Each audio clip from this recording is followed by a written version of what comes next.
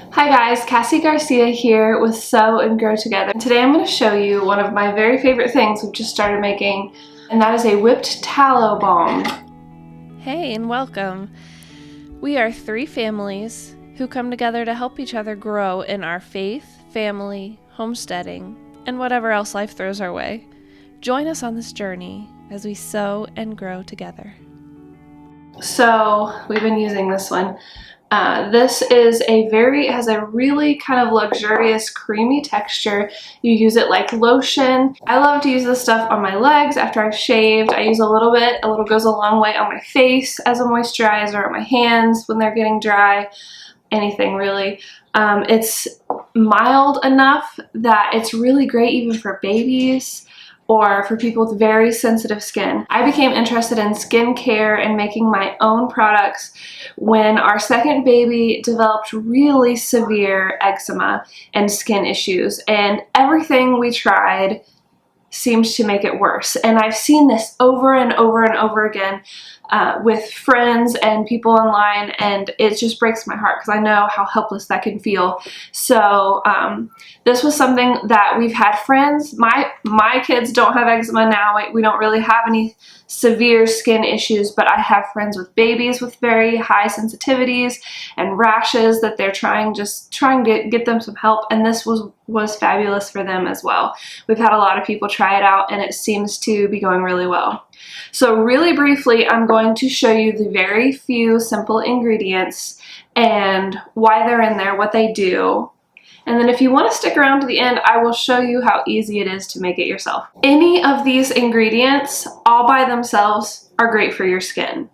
But the base for it is beef tallow, and you can go on Amazon. You can get grass-fed beef tallow from a lot of different places. Tallow itself, all it is it's beef fat that has been melted down and rendered, and that might sound gross to you if you have not been into this before. We've just used straight up beef tallow as a moisturizer, and it's fabulous. If you have very sensitive skin, this may be one of the only things that your skin will tolerate. It is very similar to the oils that your skin already makes. So it can actually help balance those oils on your skin and doesn't cause any irritation, but restores moisture to your skin in the most natural way possible, other than your skin creating the oils to keep itself moisturized. We know sometimes that just doesn't happen. So this has been really great. We really like this stuff. It's almost like a butter feel to it, whereas after it's been whipped, it gives it a little bit of a lighter texture and easier to apply. But this stuff straight up as a moisturizer is amazing. Game changer for anyone with skin issues or dry skin where you feel like you just have to keep reapplying lotion. This is fantastic. We did this time after we finish up with this bucket, we have purchased beef fat from a local farm, and we will be rendering that ourselves. So another video coming up when we get to that. You can just buy already rendered beef tallow online, a lot of different places. And if you have a local farmer's market, there's probably somebody that sells beef tallow or something similar. There's a lot of that kind of stuff at farmers markets, and actually we're going to be selling our product at a farmers market too. The next ingredient that I use is an olive oil, and olive oil by itself, if it's real olive oil, has a lot of great benefits to your skin. It soaks in very deeply. It helps create a little bit of a barrier on your skin to maintain moisture. And I actually go a step further. I infuse it with two different plants that we grow here in our yard. And one of those is comfrey. We have a whole video just describing some of the topical benefits of comfrey. Really great regenerative properties, restoring your skin cells, and all kinds of benefits. It even has benefits for under the skin, but you can look at that on your own time. Calendula is the flower that we use, and it has been shown to have all kinds of benefits for your skin and for healing and repairing damaged skin. So I infuse the olive oil, and by that I just mean I take dried or dehydrated plants. I take the leaves from the comfrey and the flowers from the calendula, and I put them in a jar, cover them with olive oil, and leave them sit on a shelf for a couple weeks a few weeks sometimes. And then I strain that out and use the oil in the product. So by itself, olive oil, great. Each of these plants in here, they're fabulous for the skin. The next ingredient I use is castor oil, and I do try to find an organic, hexane-free in a glass bottle. And you can buy these on Amazon or from different distributors. Cold pressed, all those things are kind of words to be looking for when you're talking about castor oil. And castor oil by itself is also very beneficial for your skin. It can decrease inflammation and do all kinds of great stuff. It also penetrates deeper into the layers of your skin than a lot of other oils. So what we've got here is great moisturizers, healing properties to your skin to help rejuvenate and heal your skin. And we've got penetrating deeply into the layers of your skin. And then to top it all off, I will add just a little bit of beeswax. I usually we have rendered our own beeswax. We don't currently have any. I can buy organic online in these little pellets. The beeswax provides a protective layer, a coating over your skin when it's used on your skin that does not clog your pores. So while it does leave a barrier to keep moisture in, it doesn't clog your pores as it does so. So all of this, and then if you want, you can add some drops of an essential oil. I have used lavender. That's been our main essential oil, and I don't put a whole lot of it in there, enough that you can smell a little bit of it. Lavender does have skin benefits, and it's very mild, so it can be used with babies, with small children, anyone with sensitive skin, and not be problematic, because there are some essential oils that are a little harsher.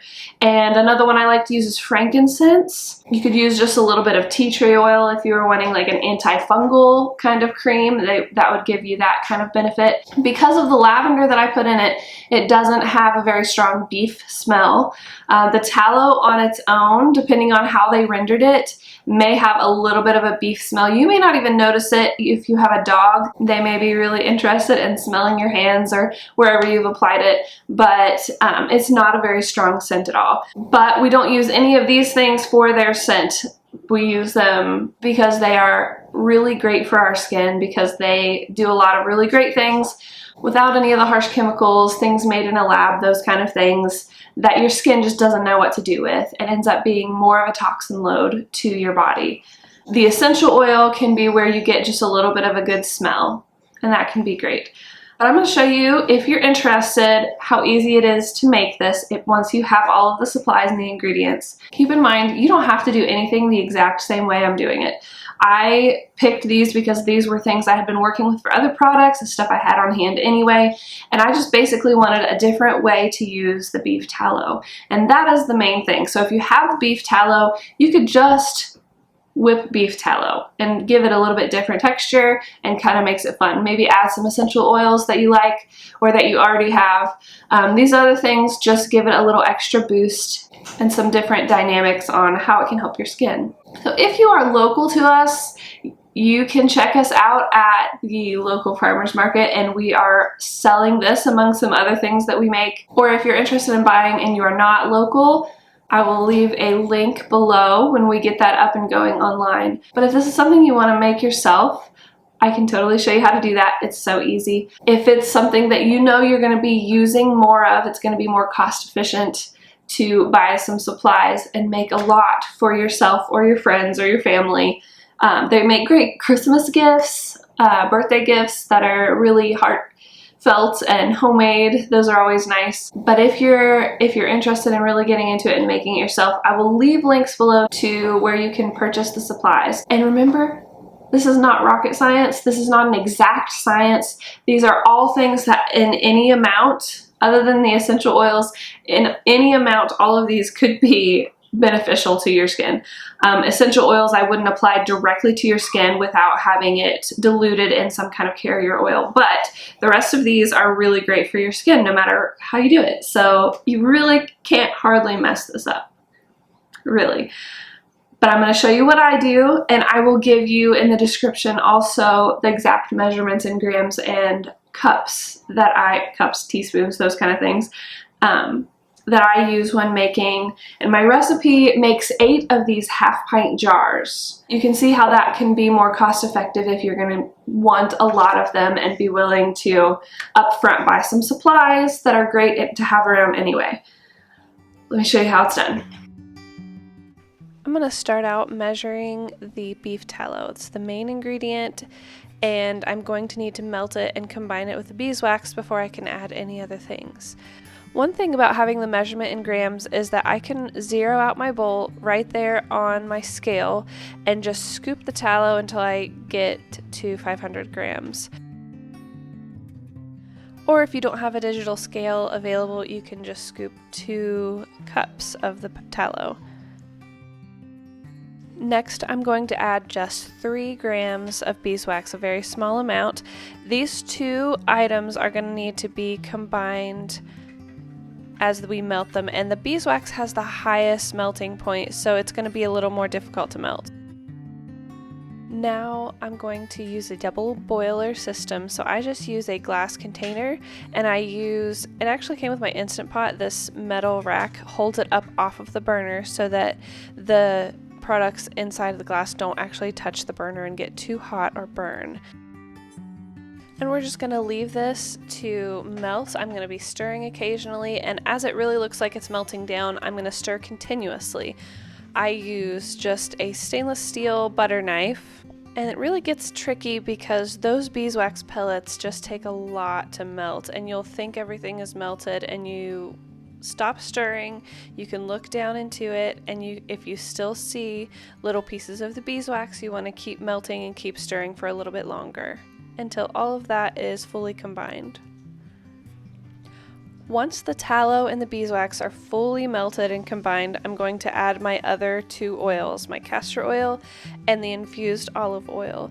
And I'm going to continue to stir for just a second in case that causes the liquid in there to cool a little bit or reharden.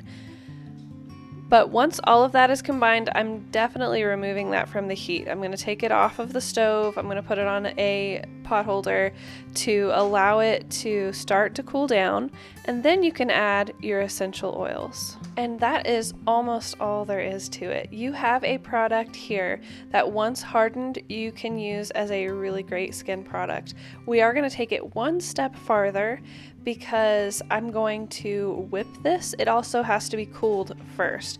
So I'm going to go ahead while it's hot and pour the liquid that's fully mixed with all of my ingredients into my mixing bowl, my metal KitchenAid mixing bowl.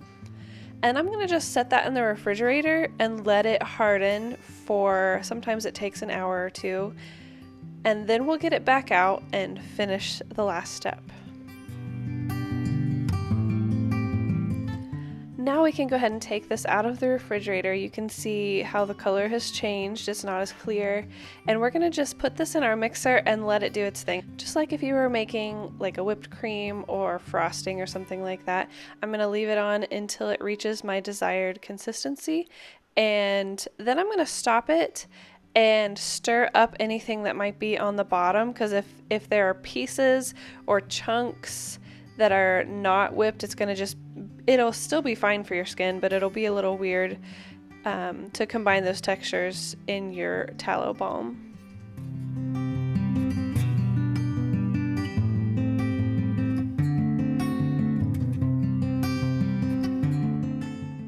Once everything is whipped up and ready to go, all you have to do is find jars with lids to put them in.